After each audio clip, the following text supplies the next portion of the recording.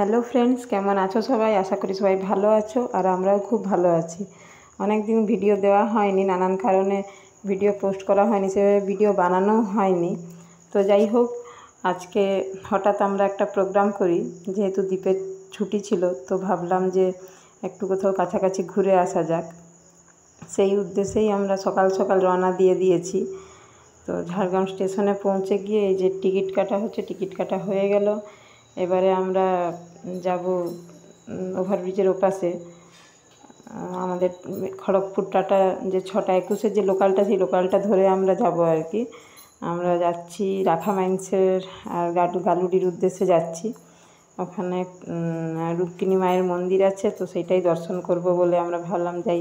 বহুদিন থেকে ইচ্ছে ছিল যাওয়ার, তো ভাবলাম যে না, গিয়ে ঘুরে আসা যাক।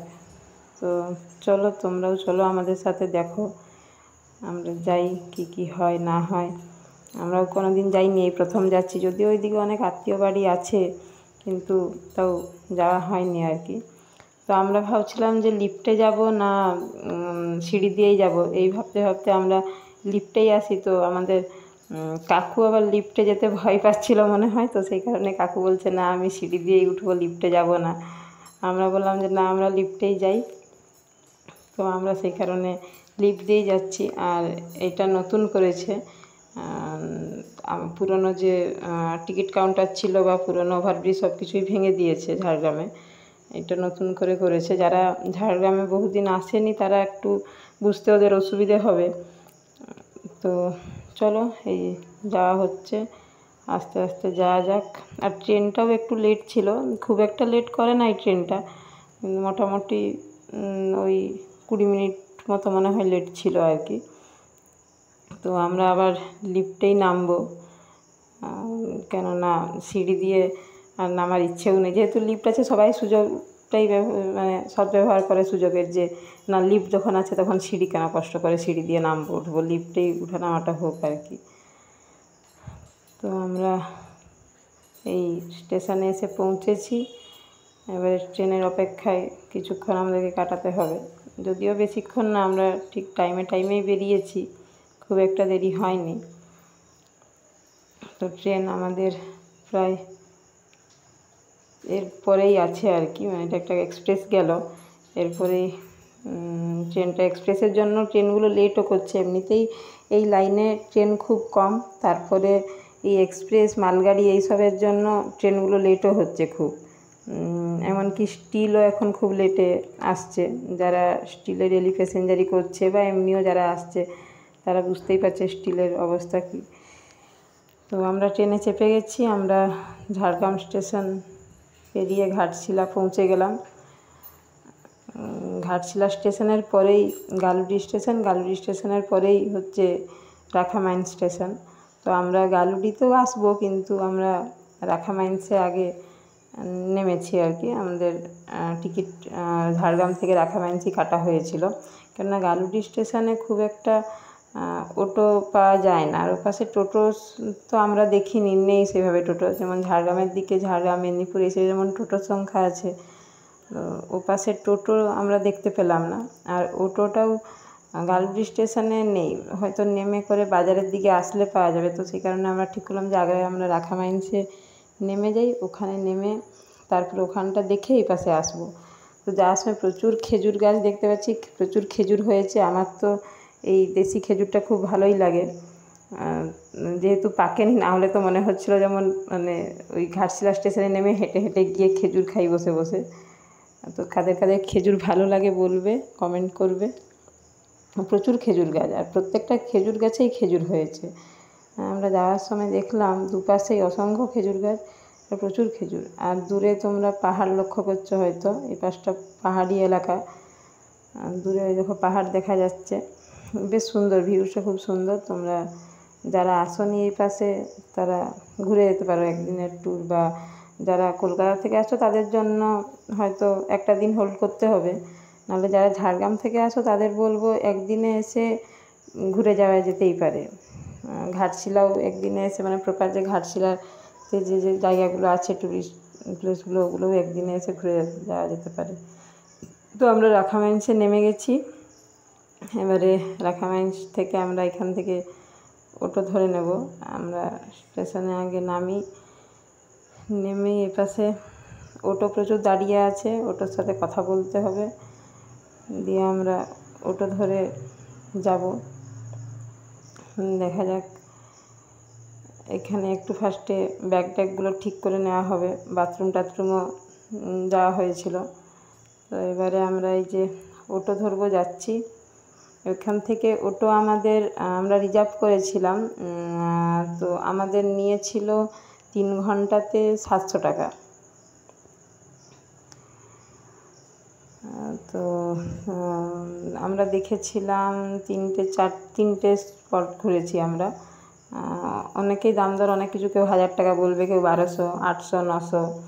তো আমরা 600 টাকা বলেছিলাম, 600তে রাজি হয়নি, দিয়ে আমরা ওটা 700তে দাঁড়ালো গিয়ে। তো 700তে আমরা রাজি হয়ে আমরা ফার্স্টে এখান থেকে স্টেশন থেকে আমরা যাই রঙ্কিনী মায়ের মন্দির। ওখানে পৌঁছে ওখানে পুজো দিই। ওখানে পুজো দিয়ে আমরা ওই অটোওয়ালাই দাঁড়িয়েছিল আর কি, অটো কাকুটা। আমরা ওখান থেকে যাই, ব্যারেজ আছে, গালুডি ব্যারেজ। তো আগে চলো যাওয়া যাক এখানে রঙ্কিনী মায়ের মন্দির। রঙ্কিনী মায়ের মন্দিরে ওখানে পুজো দিয়ে তারপরে আমরা পাশাপাশি একটু কোথাও ঘুরবো, ওখানে ঘোরাঘুরি করে তারপরে আমরা যাব। তো তোমরাও চলো সাথে।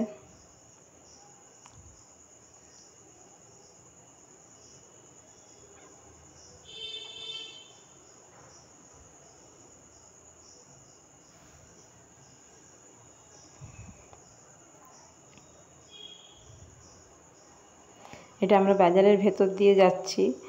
আর ওখানের মানুষজনগুলো দেখলাম, ওটা তো ঝাড়খণ্ড পড়ছে, প্রত্যেকটা মানুষ খুব ভালো। মানে আমাদের এই সাইডের যেমন হিংসা আছে, রাগ, এইসব নিয়ে ওখানের মানুষজন খুব ভালো। ওদের মনে তো মানে কি বলবো, যে হিংসে জিনিসটা, এই জিনিসটা নেই ওদের মনের মধ্যে। তো আমরা এই যে যাচ্ছি, তোমরাও চলো সাথে।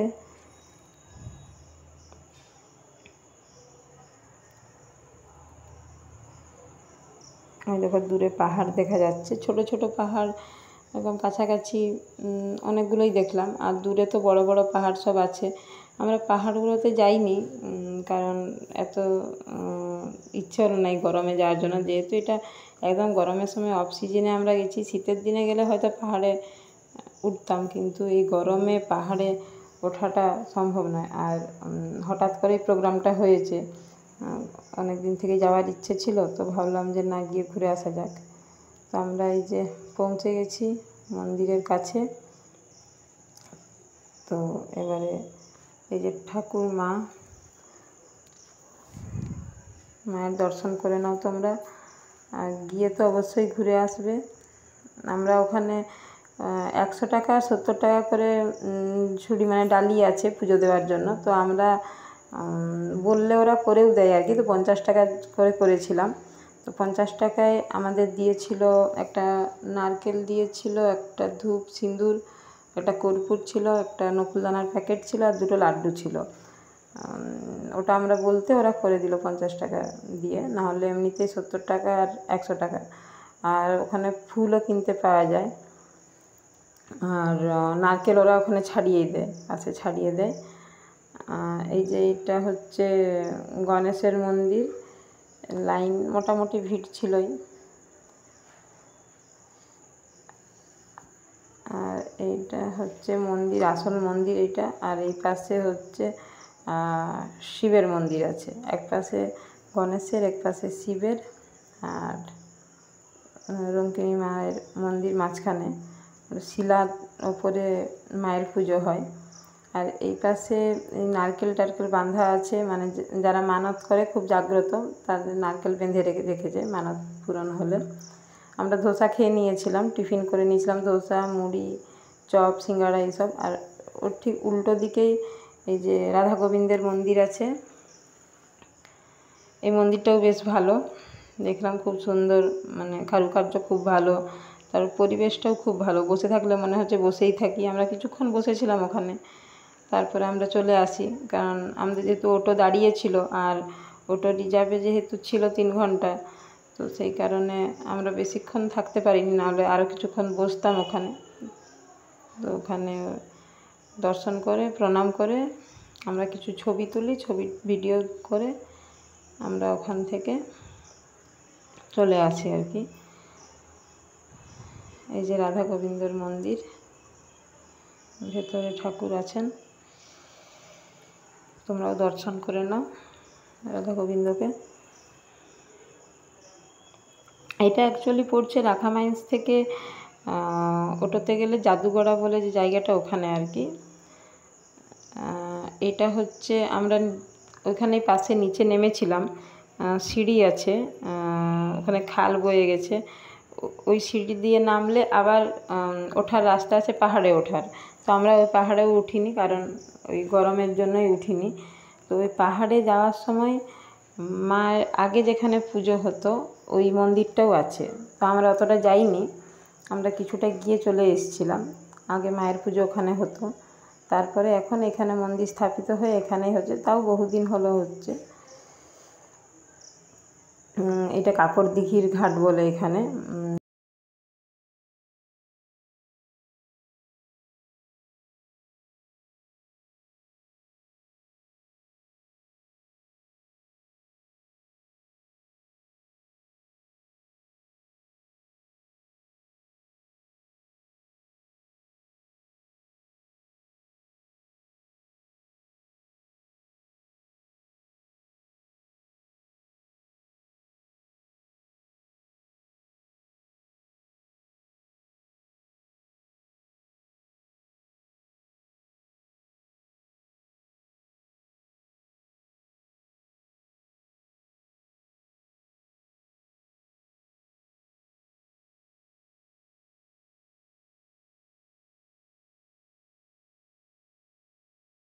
দেখতে সুন্দর, আর রোদ মেঘলা ছিল, ভিউটা বেশ ভালোও লাগছিল সেই কারণে।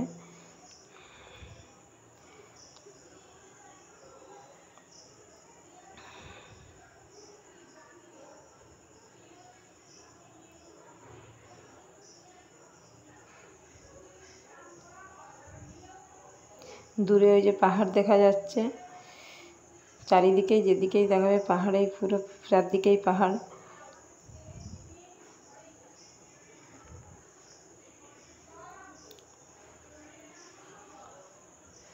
রাস্তাটা বেশ সুন্দর, বেশ ভালো রাস্তাটা, আর ব্যারেজটাও বেশ বড়। জল একদমই নেই, তোমরা দেখতেই পাচ্ছ যে জল নেই একদম, জল প্রায় শুকনো। এখন যেহেতু গরমের দিন, এত গরমে জল না থাকাটাই স্বাভাবিক।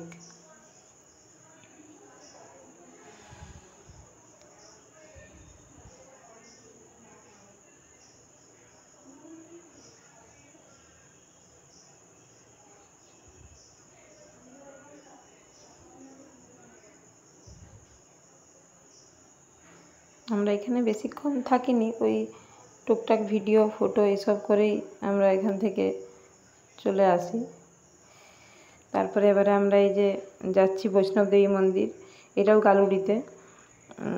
এটা বাঁ দিকটা দিয়ে যাচ্ছি, এটা টার্নিং ঘুরে তারপরে আসতে হবে ডান দিকে, মানে ঘুরে যখন আসবো তখন বাঁ দিকেই পড়বে আর কি।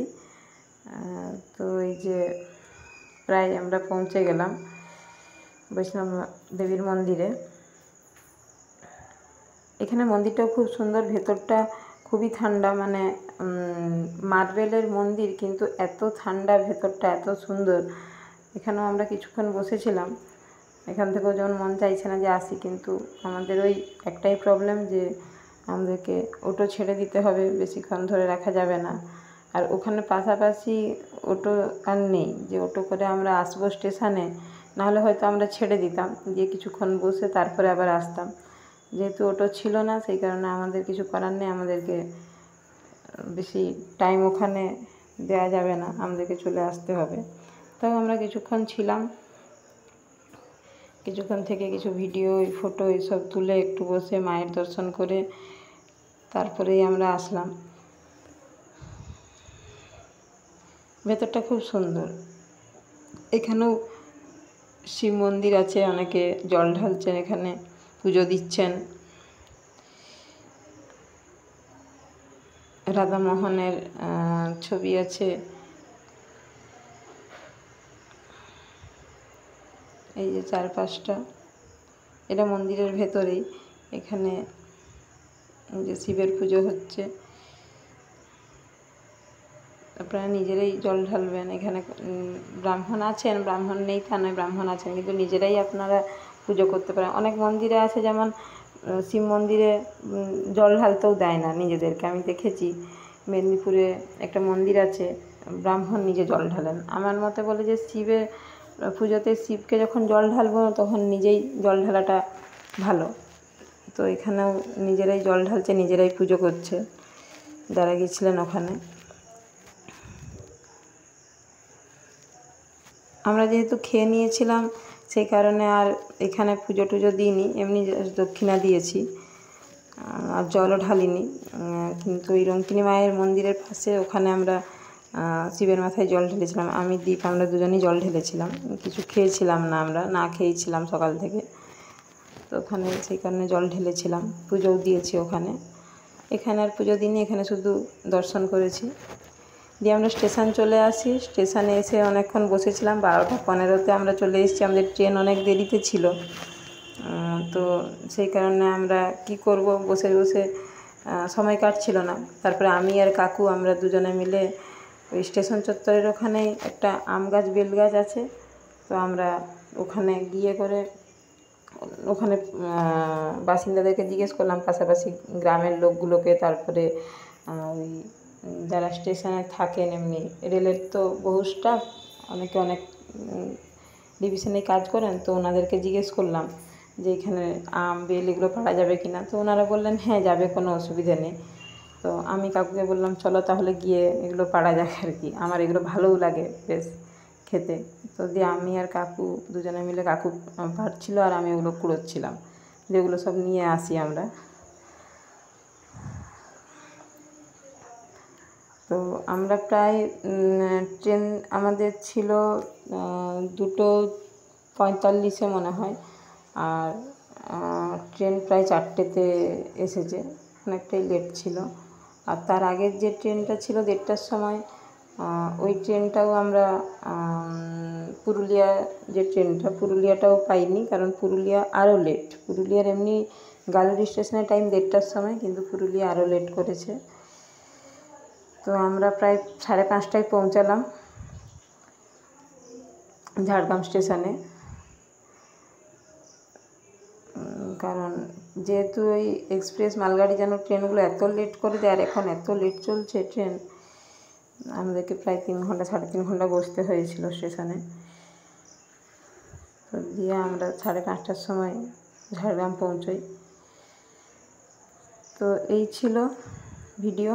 তোমাদের কেমন লাগলো তোমরা জানাবে, আশা করি ভালো লেগেছে। লাইক, কমেন্ট, শেয়ার সবাই করে দেবে।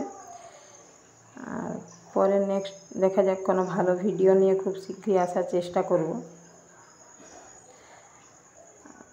অনেকদিন ভিডিওগুলো দেওয়াও হচ্ছে না।